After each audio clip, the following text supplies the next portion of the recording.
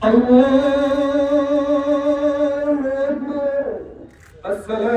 আলাইকুম ওয়া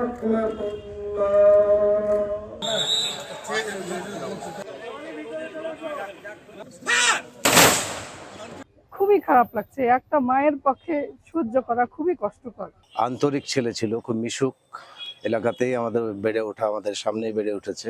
তৌকির খুব বিনয়ী, খুব নরম প্রকৃতির ছেলে ছিল, ল্যাবরেটরি স্কুলের মেধাবী ছাত্র।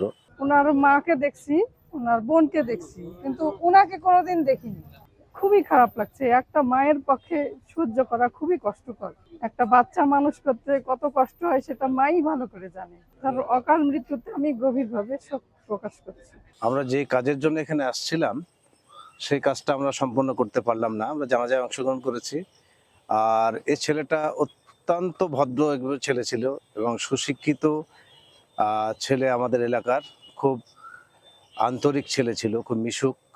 এলাকাতেই আমাদের বেড়ে ওঠা, আমাদের সামনেই বেড়ে উঠেছে।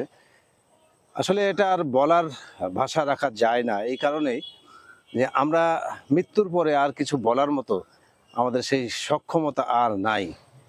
একটা ভালো ছেলে চলে গেল, আমাদের দেশের সূর্য সন্তান। এটা আমাদের গর্ব রাজশাহীর।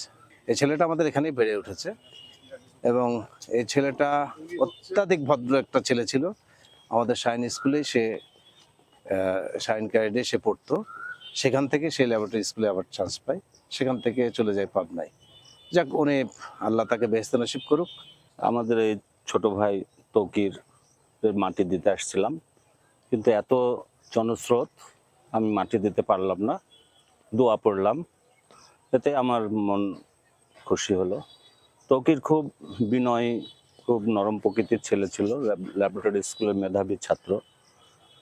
তার আম্মার সঙ্গে আমাদের পরিচয় ছিল। তার আম্মার কান্নার আমার খুব ব্যথিত করেছে। আমরা উপশহরবাসী, আমরা রাজশাহীবাসী তথা আমাদের দেশের সূর্য সন্তান, তার জন্য আপনারা সবাই দোয়া করবেন।